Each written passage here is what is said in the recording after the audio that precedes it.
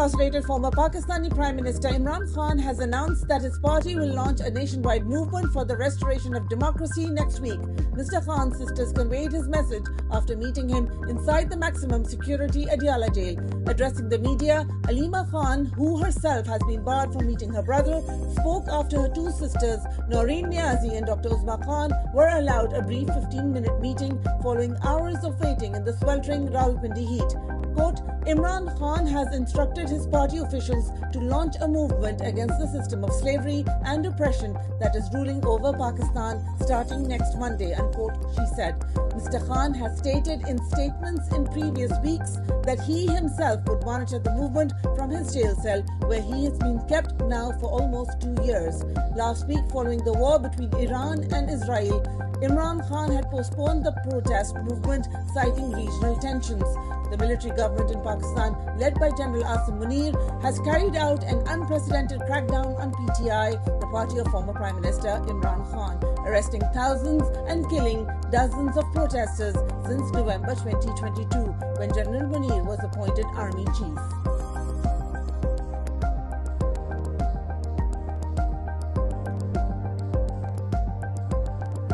The Pakistani army-controlled Adiala jail authorities have completely isolated former Prime Minister Imran Khan. Mr. Khan is being kept in a tiny cell known as a death cell in Pakistan in scorching temperatures without access to any air conditioning. His sisters, who were allowed in only for a 15-minute interaction, said the former Prime Minister has lost considerable weight. Imran Khan's lawyers, who are looking after almost 200 of his politically motivated cases, were also barred from entering Adiala jail and consulting with their client.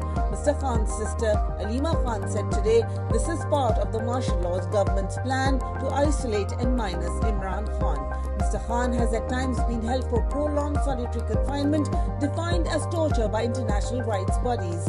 Last year, a United Nations Human Rights Working Group said former Pakistani Prime Minister Imran Khan's arbitrary imprisonment was in violation of international law. The Geneva-based UN Working Group on Arbitrary Detention said the, quote, appropriate remedy would be to release Mr. Khan immediately and accord him an enforceable right to compensation and other reparations in accordance with international law, unquote.